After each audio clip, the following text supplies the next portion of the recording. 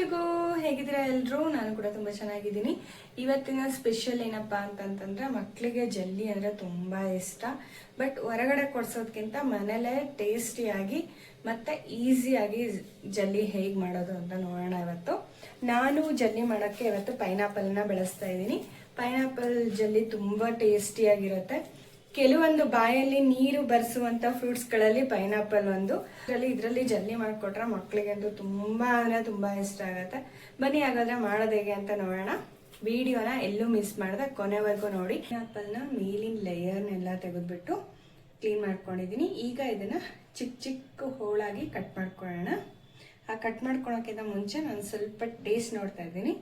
ಏನಕ್ಕಪ್ಪ ಅಂತಂದ್ರೆ ಹಣ್ಣು ತುಂಬಾ ಸ್ವೀಟ್ ಆಗಿದ್ರೆ ಶುಗರ್ ಜಾಸ್ತಿ ಹಾಕೋ ಅವಶ್ಯಕತೆ ಇರಲ್ಲ. ಹಣ್ಣು ಸ್ವೀಟ್ ಆಗಿಲ್ಲ ಅಂತಂದ್ರೆ ಶುಗರ್ನ ಅವಶ್ಯಕತೆ ಇರುತ್ತೆ. ಸೊ ಹಂಗಾಗಿ ಟೇಸ್ಟ್ ನೋಡ್ಕೊಂಡ್ರೆ, ರುಬ್ಬಕ್ಕಿಂತ ಮುಂಚೆ ಟೇಸ್ಟ್ ನೋಡ್ಕೊಂಡ್ರೆ ನಮಗೆ ಎಷ್ಟು ಪ್ರಮಾಣದಲ್ಲಿ ಶುಗರ್ ಹಾಕ್ಬೇಕು ಅನ್ನೋ ಕ್ಲಾರಿಟಿ ಇರುತ್ತೆ. ಅದಕ್ಕೋಸ್ಕರ ತುಂಬಾ ಟೇಸ್ಟಿ ಆಗಿದೆ, ಸ್ವೀಟ್ ಆಗಿದೆ.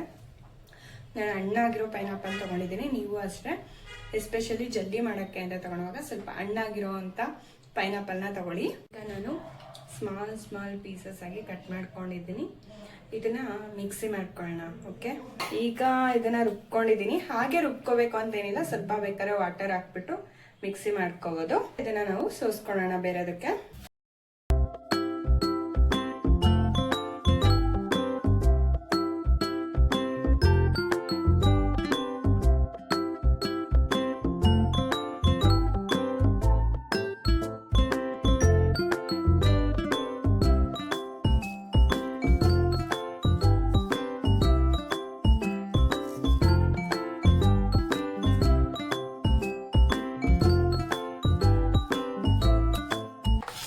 ಈಗಿದು ರೆಡಿ ಆಗಿದೆ ನೋಡಿ, ಸೋಸ್ಕೊಂಡಿದ್ದೀನಿ ಎಲ್ಲಾನು.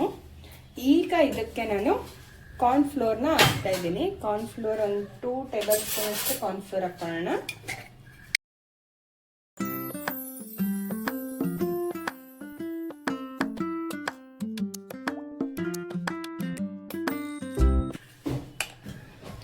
ಈಗ ಇದನ್ನ ಚೆನ್ನಾಗಿ ಮಿಕ್ಸ್ ಮಾಡ್ಕೊಳ್ಳೋಣ. ಗಂಟು ಇಲ್ಲದೆ ಇರೋ ಹಾಗೆ ಮಿಕ್ಸ್ ಮಾಡ್ಕೋಬೇಕು ಎಲ್ಲಾನು.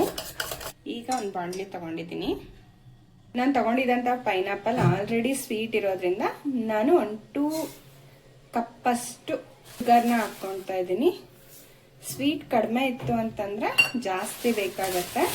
ಇದಕ್ಕೆ ನಾನು 1 ಕಪ್ಪಷ್ಟು ವಾಟರ್ನ ಹಾಕ್ಕೊಳ್ತಾ ಇದ್ದೀನಿ. ಫುಲ್ ಪಾಕ ಬರಬೇಕು ಅಂತೇನಿಲ್ಲ, ಜಸ್ಟ್ ಕರಗಿದ್ರೆ ಸಾಕು ನೀರಲ್ಲಿ.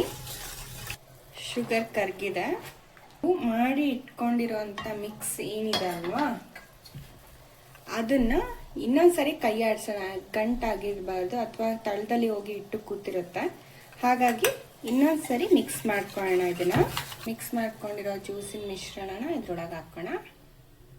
ನಾವು ಹಾಗೆ ಬಿಡಬಾರ್ದು, ಕೈ ಆಡ್ತಾನೆ ಇರಬೇಕು. ಇಲ್ಲ ಅಂತಂದ್ರೆ ಎಲ್ಲ ಒಂದೇ ಕಡೆ ಸೇರ್ಕೊಂಡ್ಬಿಡುತ್ತೆ, ಜಲ್ಲಿ ಜಲ್ಲಿ ಜಲ್ಲಿ ಆಗಿ. ಆಗ ಗಂಟು ಆಗೋ ಚಾನ್ಸಸ್ ಇರುತ್ತೆ. ಬರ್ತಿದೆ, ಸ್ವಲ್ಪ ಗಟ್ಟಿ ಆಗ್ತಿದೆ ಅನ್ನೋ ಟೈಮಲ್ಲಿ 1 ಟೇಬಲ್ ಸ್ಪೂನ್ ತುಪ್ಪ ಹಾಕ್ಕೊಳ್ತಾ ಇದ್ದೀನಿ. ಕರಗಿಸಿ ಹಾಕ್ಬೇಕು ಅಂತೇನಿಲ್ಲ, ಆ ಬಿಸಿಗೆ ಕರ್ಕೋಗುತ್ತೆ. ತುಪ್ಪ ಹಾಕೋದ್ರಿಂದ ಗಂಟು ಆಗಲ್ಲ. ಈಗ ಇದಕ್ಕೆ ನಾನು ಹೆಚ್ಚಿಟ್ಕೊಂಡು ಹಾಕ್ಕೊಳ್ತಾ ಇದ್ದೀನಿ. ಗೋಡಂಬಿ, ಬಾದಾಮಿ ಮತ್ತೆ ಪಿಸ್ತಾನ ಹೆಚ್ಕೊಂಡಿದ್ದೀನಿ ಚಿಕ್ಕದಾಗಿ, ಅದನ್ನ ಹಾಕ್ಕೊಳ್ಳೋಣ.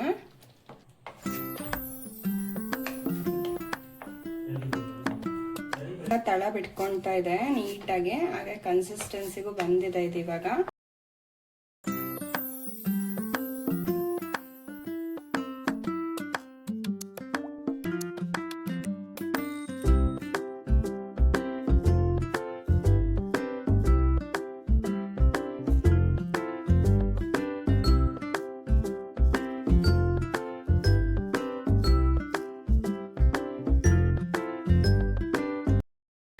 ಸೊ ಇದನ್ನ ಇವಾಗ ಡಂಪ್ ಮಾಡಿದ್ದೀನಿ. ನೋಡೋಕೆನೆ ಎಷ್ಟು ಕ್ಯೂಟಾಗಿ ಅನಿಸ್ತಿದೆ ಅಂದರೆ ಈಗಲೇ ತೊಗೊಂಡು ತಿನ್ಬಿಡೋಣ ಅನ್ನೋಷ್ಟು ಫೀಲ್ ಆಗ್ತಾ ಇದೆ. ಆಮೇಲೆ ಅದು ಸ್ಮೆಲ್ ಕೂಡ ಬರ್ತಿದೆ ಪೈನಾಪಲ್ದು. ನೋಡೋಣ, ಇದನ್ನ 2 ಗಂಟೆ ಹಾಗೆ ಬಿಡೋಣ, ಆಮೇಲೆ ಮಾತಾಡ್ಸೋಣ. ಓಕೆ, ಇದು ಈಗ 3 ಅವರ್ಸ್ ಆಗಿದೆ. 3 ಅವರ್ಸ್ ಹಾಗೆ ಬಿಟ್ಟಿದ್ದೆ ನಾನು ಸೆಟ್ ಆಗೋಕ್ಕೆ. ಕೈಗೂ ಒಂಚೂರು ಕೈಗೂ ಅಡ್ತಾ ಇಲ್ಲ, ಅಷ್ಟು ನೀಟಾಗಿ ಆಗಿದೆ. ಈಗ ಇದನ್ನು ಫಸ್ಟ್ ನಾವು ಸ್ವಲ್ಪ ಸೈಡಲ್ಲಿ ಬಿಡಿಸ್ಕೊಳ್ಳೋಣ.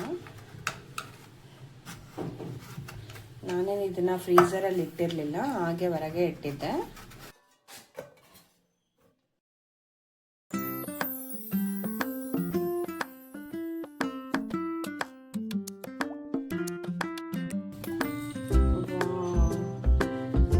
ನೋಡೋಕ್ಕೆ ಎಷ್ಟು ಚೆನ್ನಾಗಿ ಅನಿಸ್ತಾರೆ.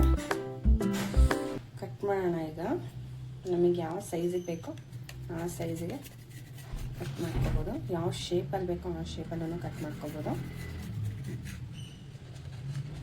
ಜಲ್ದಿ ಜಾರ್ಕೊಂಡು ಬರ್ತದೆ. So beautiful. ನನಗೆ ಅನಿಸಿದ್ದು ಸ್ವಲ್ಪ ತುಪ್ಪ ಕಡಿಮೆ ಹಾಕಿದರೆ ಚೆನ್ನಾಗಿರುತ್ತೆ ಇತ್ತು ಅಂತ. ತುಪ್ಪ ಗಟ್ಟಿಯಾಗಿ ನೋಡಿ ಸೈಡಿಗೆಲ್ಲ ಬಂದು ಕೂತಿದೆ. ಕಟ್ ಮಾಡ್ತಾ ಇದ್ರೇ ಏನೋ ಒಂಥರ ಫೀಲ್ ಆಗ್ತದೆ. ತಿನ್ಬಿಡೋಣ ಅನ್ನೋ ಥರ ಸಕ್ಕತ್ತಾಗಿದೆ. ನಂಬ್ತಿರೋ ಬಿಡ್ತಿರೋ ಈ ವಿಡಿಯೋ ಎಡಿಟ್ ಮಾಡಿ ಹಾಕೋಷ್ಟೊತ್ತಿಗೆ ಇದು ಖಾಲಿನೇ ಆಗೋಗಿತ್ತು. ವಾವ್,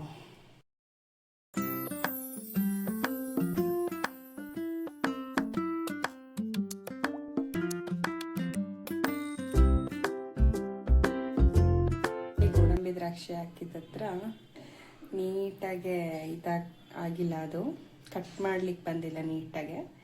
ಬಟ್ ನೋಡಿ ಕಾಣಿಸ್ತಾ ಇದೆ, ಗೋಡಂಬಿ ಬಾದಾಮಿ ಎಲ್ಲ ಕಾಣಿಸ್ತಾ ಇದೆ ನಿಮಗೆ. ನೋಡಿದ್ರಿ ಅಲ್ವಾ, ಮನೇಲೇ ಎಷ್ಟು ಈಸಿಯಾಗಿ ಸುಲಭವಾಗಿ ಟಕ್ ಅಂತ ಜಲ್ಲಿನ ಮಾಡಿಕೊಡ್ಬೋದು. ಮಕ್ಕಳಿಗೆ ಇಷ್ಟ ಆಗೋಷ್ಟು ತಿನ್ನೋಕ್ಕೂ ಕೊಡ್ಬೋದು. ಹೊರಗಿಂದ ಕೊಟ್ಟಾಗ ಅಯ್ಯೋ ಹೊರಗಿನ ಫುಡ್ ಕೊಡ್ತಾ ಇದ್ದೀವಿ, ಅದರಲ್ಲೂ ಜಲ್ಲಿ ಕೊಡ್ತಾ ಇದ್ದೀವಿ ಅಂತೆಲ್ಲ ಫೀಲ್ ಆಗುತ್ತೆ. ಮನೇಲೇ ಇರುವಂಥ ಫ್ರೆಶ್ ಹಣ್ಣಿಂದ ಮಾಡಿಕೊಡೋದ್ರಿಂದ ನಮಗೂ ಮಕ್ಕಳಿಗೆ ಕೊಡೋಕ್ಕೆ ಸಮಾಧಾನ ಇರುತ್ತೆ. ಹಾಗೆ ನಮಗೂ ಕೂಡ ಟೇಸ್ಟ್ ತುಂಬಾ ಇಷ್ಟ ಆಗುತ್ತೆ. ನಮಗೂ ಇದು ಪರ್ಫೆಕ್ಟಾಗಿ ಬಂದಿತ್ತು. ಫಸ್ಟ್ ಟೈಮ್ ನಾನು ಟ್ರೈ ಮಾಡಿದ್ದು, ಆದರೆ ತುಂಬ ಪರ್ಫೆಕ್ಟಾಗಿ ಬಂದಿತ್ತು. ನೀವು ಮನೇಲಿ ಟ್ರೈ ಮಾಡಿ, ಟೇಸ್ಟ್ ಇಷ್ಟ ಆದರೆ ಗೊತ್ತಲ್ವಾ, ಸಬ್ಸ್ಕ್ರೈಬ್ ಮಾಡೋದನ್ನ ಮರಿಬೇಡಿ. ಹಾಗೆ ಕಮೆಂಟಲ್ಲಿ ತಿಳಿಸಿ ಹೇಗೆ ಬಂದಿತ್ತು ಅಂತ. ನಿಮ್ಮ ಫ್ರೆಂಡ್ಸ್ ಆ್ಯಂಡ್ ಫ್ಯಾಮಿಲಿಯಲ್ಲಿ ಯಾರು ಸ್ವೀಟ್ ಅಂದರೆ ತುಂಬ ಇಷ್ಟಪಡ್ತಾರೋ ಅವ್ರಿಗೆ ಶೇರ್ ಮಾಡೋದನ್ನ ಮರಿಬೇಡಿ.